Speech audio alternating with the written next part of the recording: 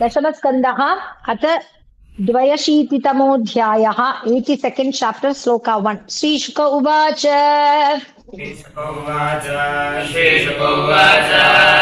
अतैकदा द्वारवत्यां वसतो रामकृष्णयोः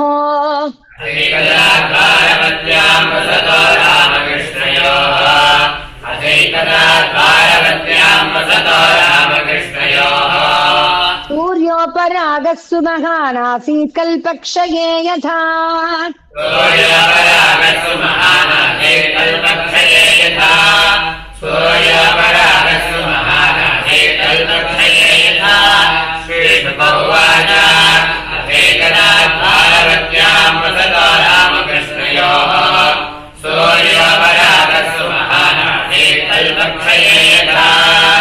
तज्ञात्वा मनुजा राजन् पुरस्तादेव सर्वतः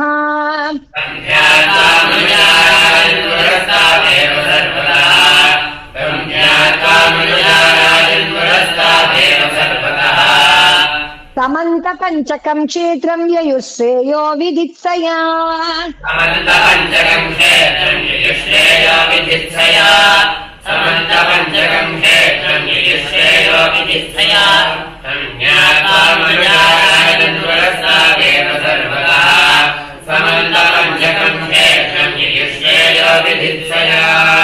निक्षत्रिया महीं कुर्वन् रामः शस्त्रभृतां वरः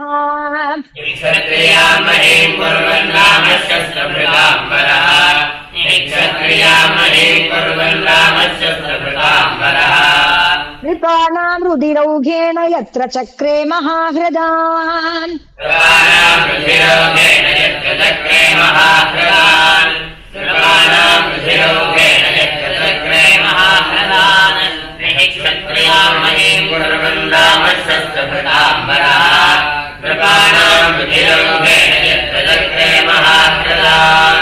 नीजे च भगवान् रामः यत्र स्पृष्टोऽपि कर्मणा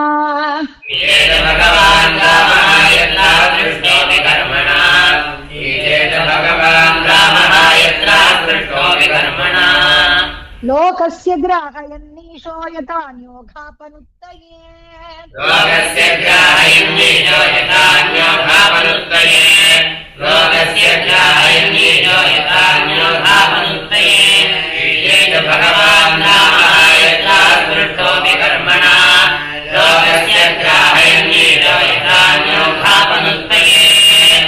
महत्यां तीर्थयात्रायां तत्र गङ्गारतिः प्रजाः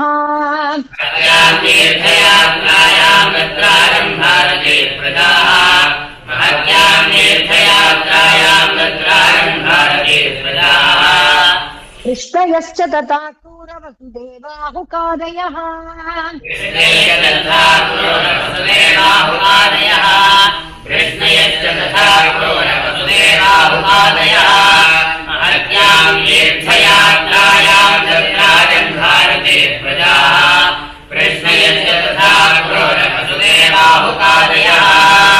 ययोर्भारतक्षेत्रं स्वमघं क्षपयिष्णवः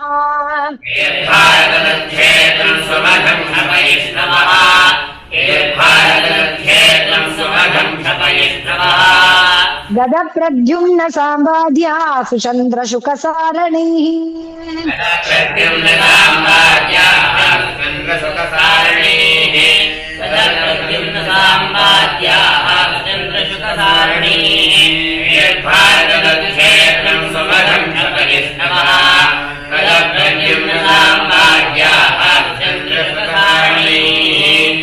आस्ते निरुद्धो रक्षायां कृतवर्मा च यूतपः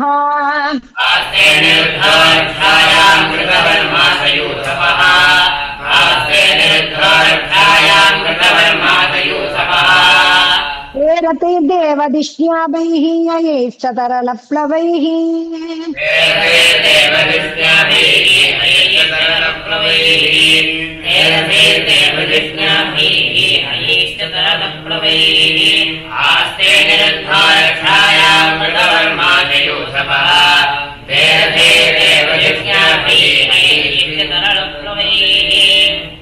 गजैर्न दद्भिरभ्राभ्रीः नृभिर्विद्याधरद्युभिः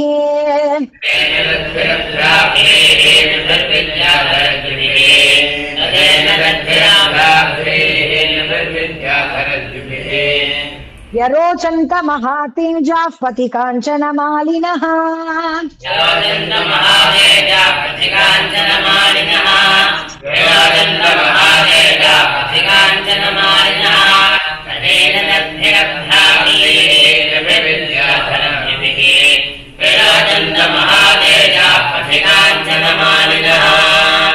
दिव्यस्रग्वस्त्रसन्नाहाः कलत्रे केचरा इव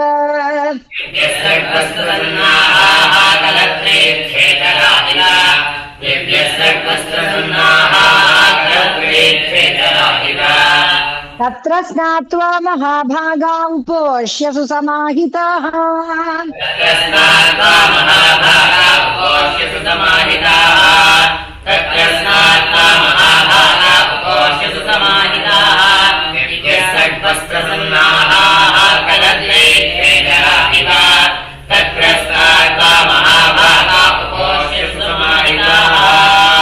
ब्राह्मणेभ्यो दुर्देनुः वासस्रगृह्पमालिनीः